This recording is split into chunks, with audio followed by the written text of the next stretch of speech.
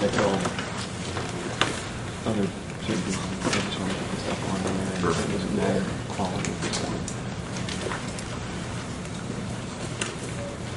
You guys ready? Yes, sir. Okay. Coach, we'll start you for an opening statement. Sure. Well, thanks again for coming out here today, and we're looking forward to host Boise State this Saturday. Just kind of wrapping up the Marshall game.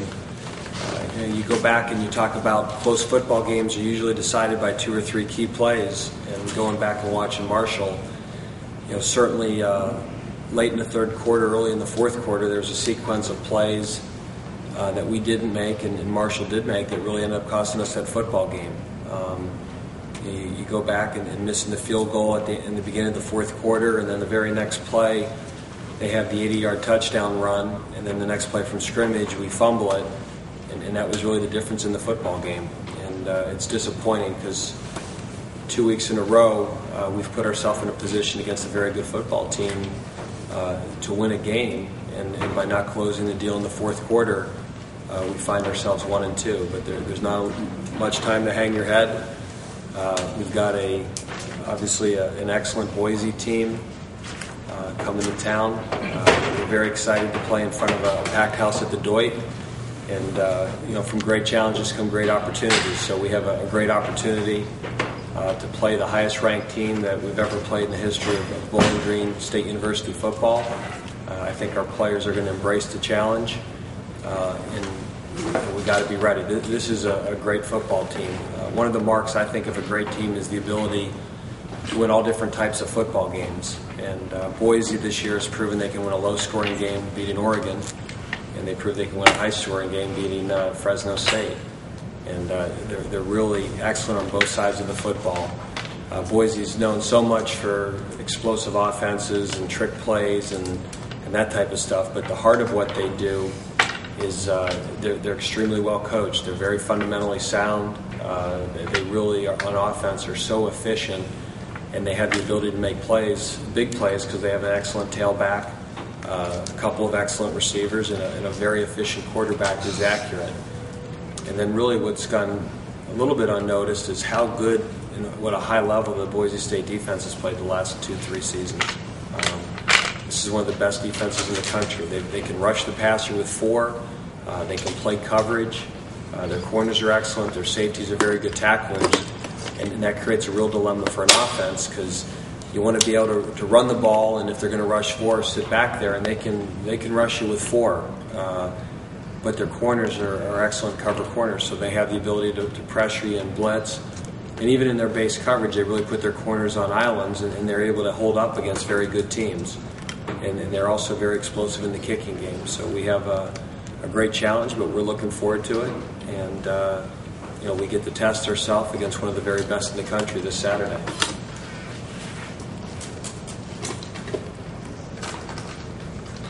No questions? Yeah, that was a good game preview. We're done on the TV side. A chance for a landmark win. Missouri could have been a landmark win. It had a chance there. A chance to really put the program on the map this week. The guys seem, I would think, every game's one at a time, but I would think they would be especially jacked up this week with this kind of shot. They are, but I really think we've been up to play all 3 games. I have not gone into a game this year that I didn't feel that the guys are up to play or not jacked up to play it. I mean, you have your home opener against Troy, who was picked to win the Sun Belt and a bowl team, and then you go on the road in front of 70,000 people and play the defending Big 12 North champs. And Marshall has a great history and a great tradition, and that's a tough place to play. As much as you talk about the opponent, a lot of our focus is about us. There's reasons we didn't win the last 2 games, and no matter who we play, if we don't get those things fixed, we're not going to beat Boise or any of the teams we play in the MAC. So our focus is really on us and getting better at what we do, feeling that if we take care of those things, it really doesn't matter who the opponent is. Now, having said that, obviously who's lined up against us this week is going to be one of the biggest challenges that we've ever had. Do you feel like after winning the first one and losing those most recent ones that you're close to being right where you'd like to be? I mean, it'd be a lot easier sitting here, and it'd be a lot easier going out in that practice field every day at 3-0. We're close, And the important thing is that we keep working hard and we get better.